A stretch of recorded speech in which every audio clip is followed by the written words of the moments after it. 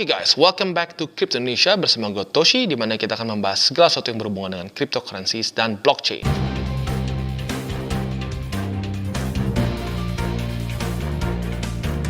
Selamat bagi kalian Shiba Army yang sudah hold, terutama yang di bawah tuh, yang sudah berapa bulan dia sideways terus. Buat kalian yang hold di situ, luar biasa ya. Tapi pada hari ini kita akan coba membahas dengan objektif juga, apakah ini waktu yang tepat untuk take profits atau enggak.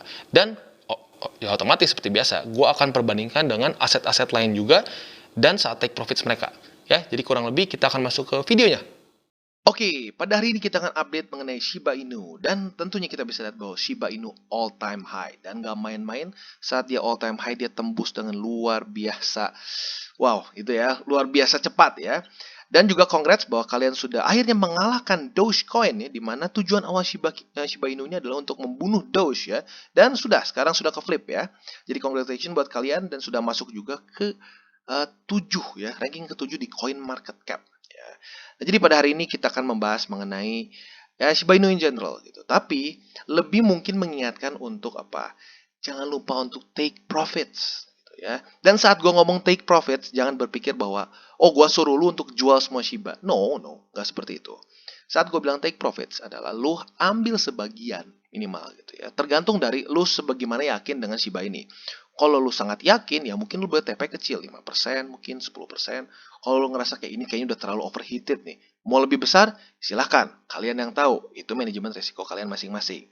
Tapi pada hari ini gue ingin menyajikan data ya, ini data. Jadi tidak bisa dipungkiri, data dari aset-aset lain. Bagaimana saat dia parabolic move, gitu ya. Jadi kita akan mulai.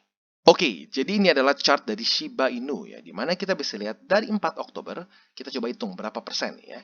Ini kan open di 0,00856 ya. Tadi gue di depan kurang akurat mungkin, kita sekarang cari lebih akurat nih, 856 ya. Ini close enough lah ya, 847. Sampai ke week tertinggi yaitu di 943%.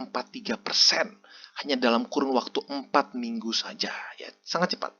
Nah sekarang yang menjadi pertanyaan adalah, kalau aset naik dengan sangat cepat dan tidak mampir dulu ke support terdekat, apa yang terjadi?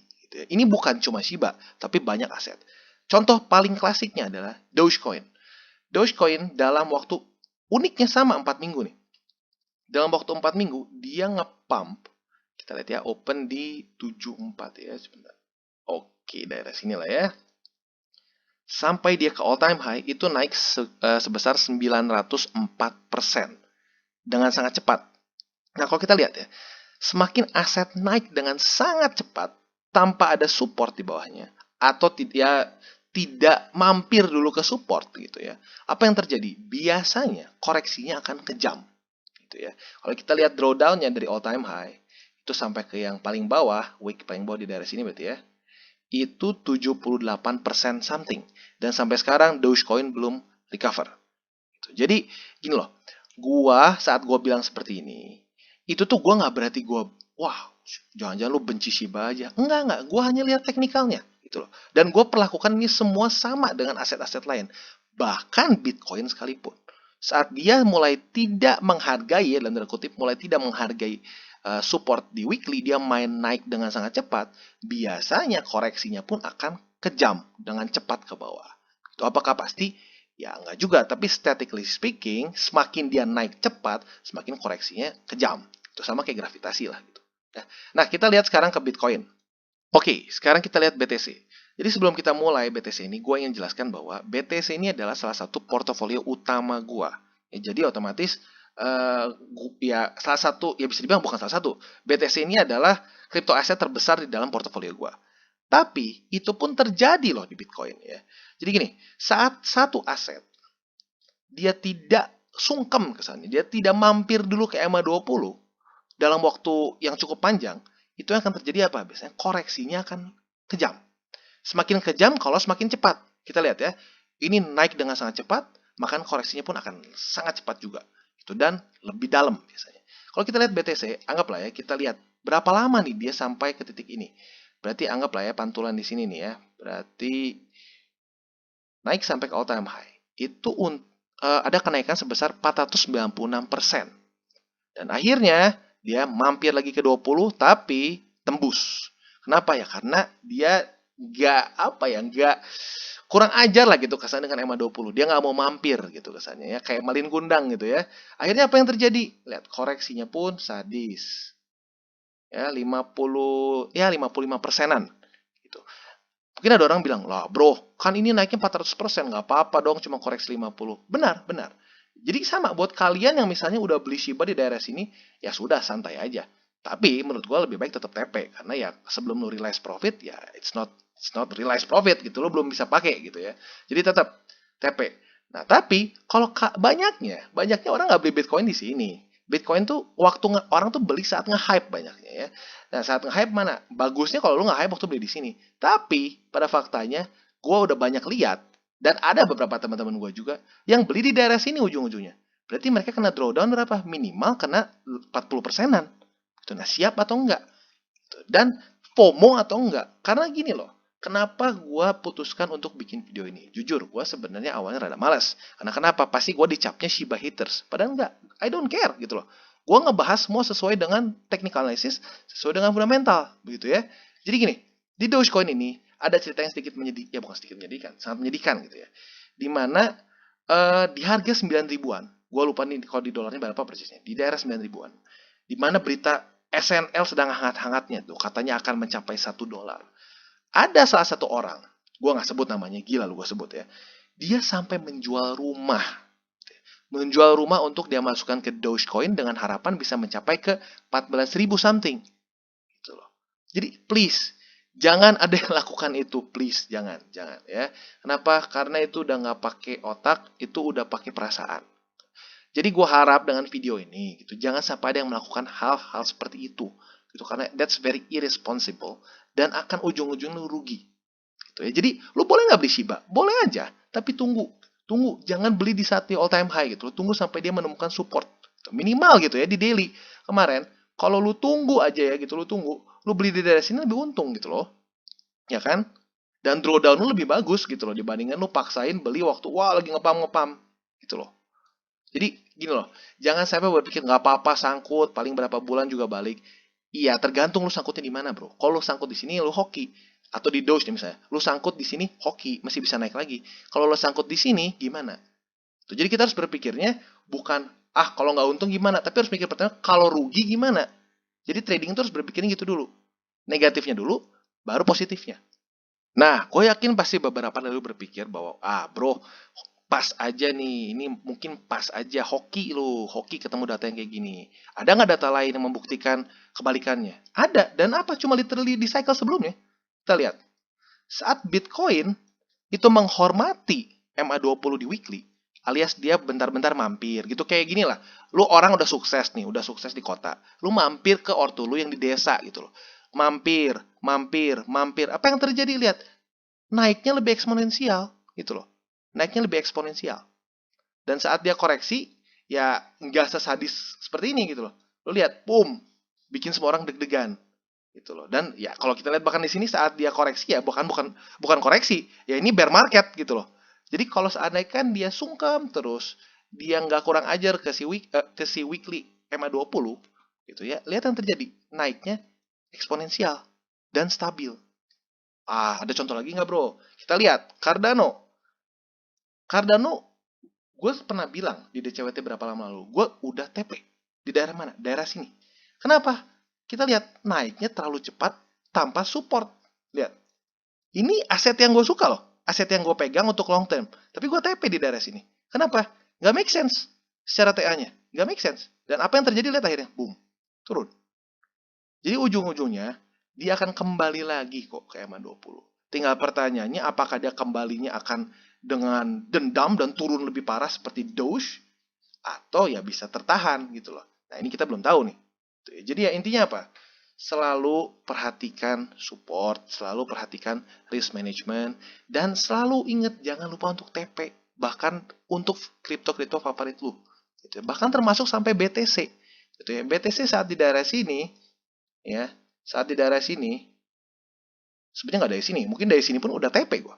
Kenapa? Karena lihat sudah overextended gitu dan dia nggak mampir-mampir ke 20 gitu. Akhirnya gue TP. Dan apa? Apakah rugi? Enggak kok. Akhirnya gue bisa beli lagi di daerah sini saat akumulasi di daerah sini. gitu ya. Jadi gini loh, seringkali orang itu pakai time frame terlalu pendek gitu ya.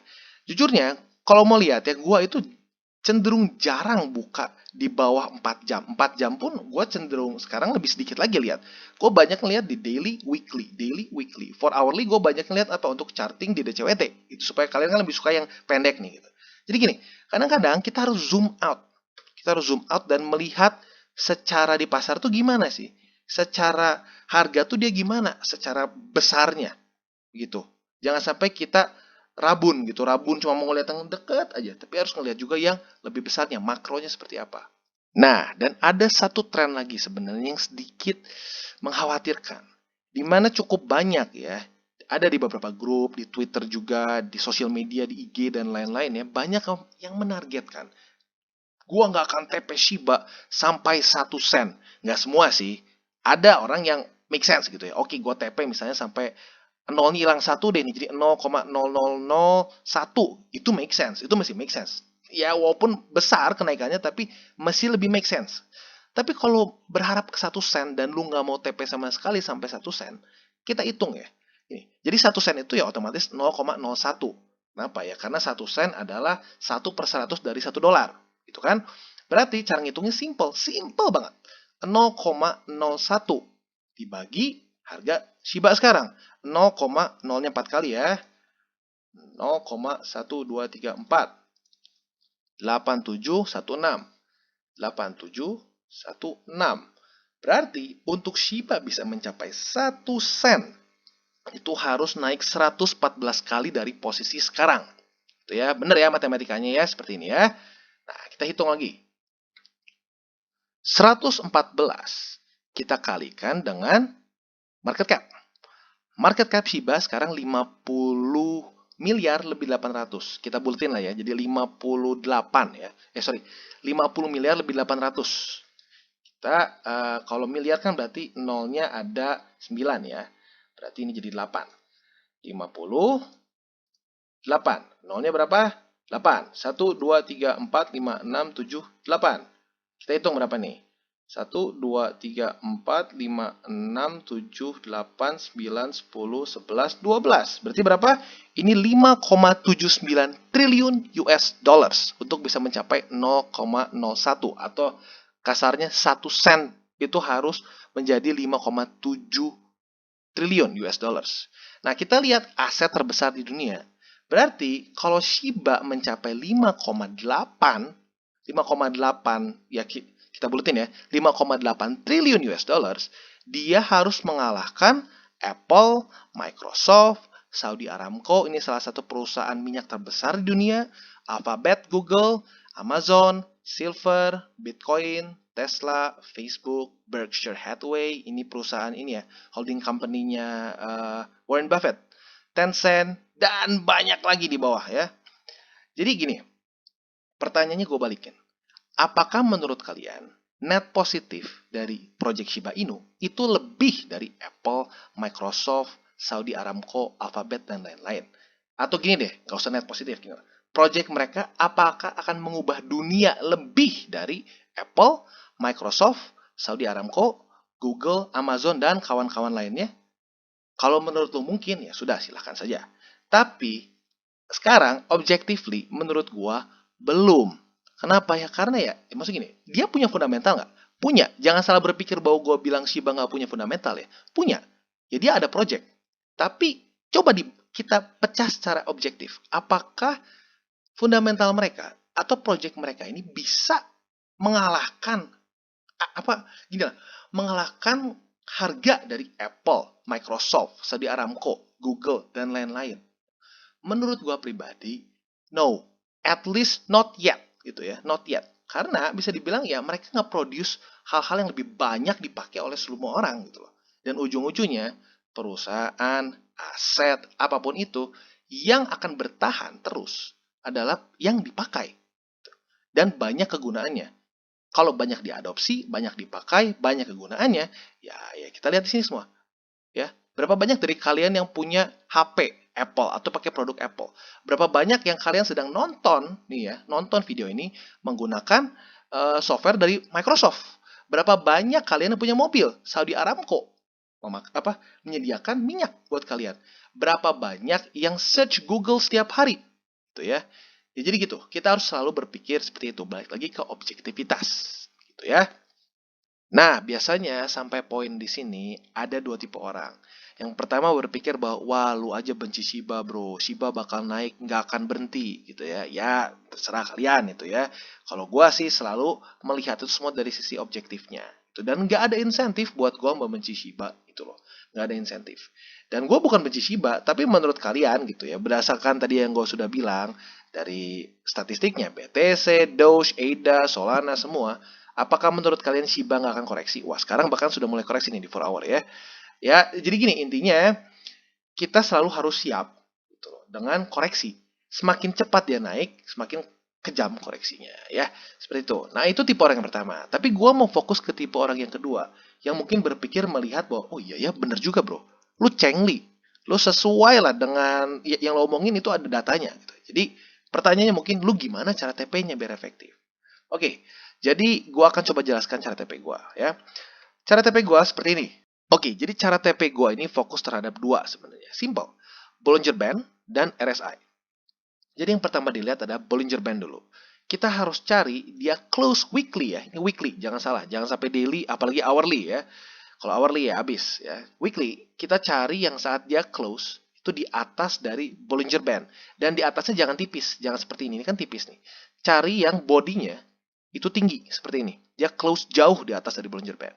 Dan kita lihat, oh RSI-nya di atas 70 ya. Kita lihat di sini harganya si RSI-nya di atas 70. Ini 80 di sini ya. Berarti apa? Overbought. Dan kita sell. Itu sell pertama kita. TP pertama kita. Berapa persen? Tergantung lo. Kalau gue pribadi, karena ini TP pertama, masih ada kemungkinan naik lagi, ya sudah gue TP tipis. Berarti berapa? 5% saja. Lalu selanjutnya gimana?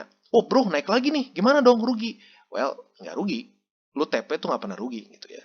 Yang ada kalau lu nggak TP, ada kemungkinan, ya gini loh. Kadang-kadang orang suka gini. Oh, TP bro, terus naik lagi rugi dong. Ya, lu mikirnya kalau TP dan lu turun, happy kan? Gitu loh. Jadi kita selalu berpikir negatifnya dulu kalau trading. Nah, kalau naik gimana bro? Ada solusi nggak? Ada. Kita lihat sampai dia naik 50%. Kalau dia naik 50% dan dia close di atas dengan strong lagi, ini nggak terlalu ya. Ya, ini masuk, sorry. Ya, seperti ini. Dia close seperti ini dengan body yang di atas dari Bollinger lumayan jauh, ya udah kita TP kedua. Berarti kita taruh TP kedua di sini. Pertanyaannya berapa persen, bro? Nah, ini kita TP yang dimartinggalkan gitu kesannya. Biasa kan martingale tuh averaging ke bawah. Ini sekarang kita TP, kita martinggalkan.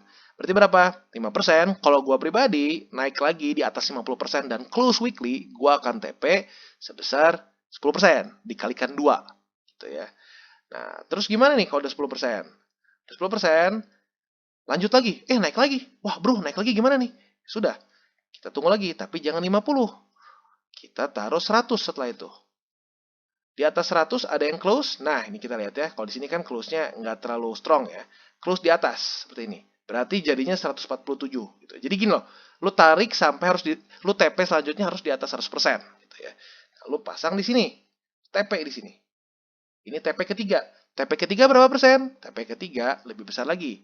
Kalau gua pribadi berarti kan ini 5. 10. Ini berapa? 20%. Berarti totalnya berapa ini?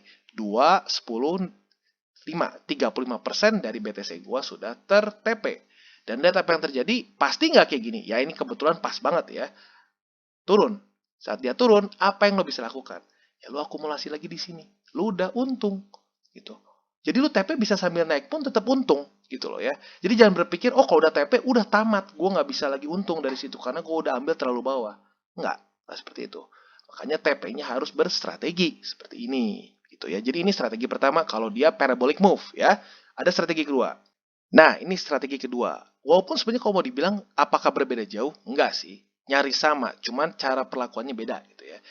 Yang pertama, kita sama-sama cari yang close di atas dari Bollinger Band dengan body yang tinggi ya. Atau body yang di luarnya lumayan besar. Seperti di sini contohnya ya. Seperti ini. Dan RSI-nya dengan jelas ini tinggi ya. Di luar dari daerah ini. Di luar dari 70. Itu di atas dari 70. Berarti overbought ya. Kita TP di sini. TP. TP pertama. Lalu apa yang terjadi? Saat dia turun, kita bisa saja tambah posisi di daily. Begitu ya. Nah, andai kan kita sudah ambil posisi di sini, berarti kan ini TP nih, untung ya, sudah, itu kan profit, beres. Ini 5% yang pertama. Kalau sampai udah habis 5% ya sudah, berarti kita ngulang lagi dari nol, mulai lagi gitu ya. Nah, lalu kita cari lagi selanjutnya saat dia naik di atas lagi. Nah, seperti ini. Overbought nggak? Overbought. Oke, berarti kita sell di sini. Dan kita lihat apa yang terjadi. Ya, turun lagi. Lu bisa akumulasi di daerah sini lagi. Berarti apa? Ya, lu sell high, buy low. Good, ya kan? Berarti apa? 5%-nya nanti udah keambil lagi dari sini, udah akumulasi lagi, ya sudah, lu profit. BTC lu nambah, gitu kan? Nah, lalu selanjutnya apa lagi? Ya, cari lagi yang selanjutnya. Selanjutnya di mana? Di sini. Oke. Di sini overbought nggak? Overbought. Oke, kita sell di sini. Nah, kali ini mirip seperti di sebelah. Apa yang terjadi? Ya kita lakukan lagi seperti yang di sebelah. Gimana caranya? Kita sell nih di sini. 5%. Lalu ternyata naik lagi. Gimana bro? Jangan panik. Ya tunggu. 50%. Sorry, agak klik. 50%. Mana 50%? Di daerah sini ya. Dia close jauh di atas dari Bollinger Band. Berarti kita untung dalam profit, bukan profit, tapi udah 66% di atas nih ya. Sekitar 66%. Nah, kita klik di sini. 65 lah ya. Nah, lalu, apa yang terjadi?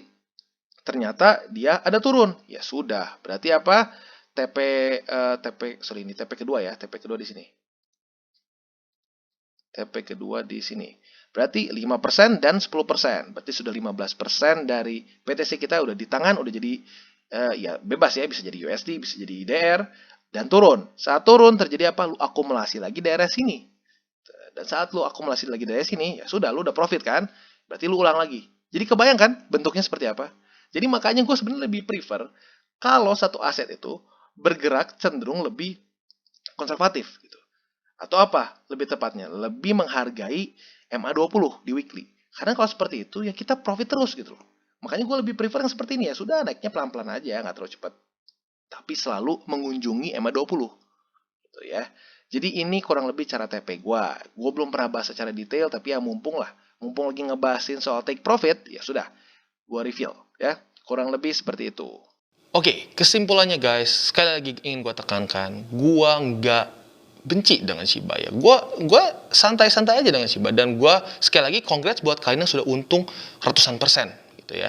Tapi baik lagi, apapun asetnya, bahkan Bitcoin sekalipun, gue selalu take profits apabila sudah oversold gitu ya. Jadi jangan sampai berpikir karena gue bilang TP Shiba itu karena Shiba jelek. Enggak seperti itu. Tapi menurut gue sekarang Shiba sedang dalam satu posisi yang very overvalued gitu ya. Jadi ya seperti yang kalian lihat ya, semakin cepat aset naik, itu akan semakin kejam juga koreksinya.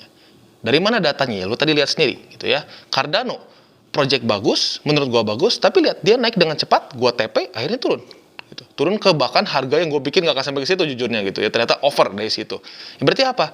Artinya aset apapun saat dia naik terlalu cepat gitu ya, dia akan terkoreksi juga dengan sadis.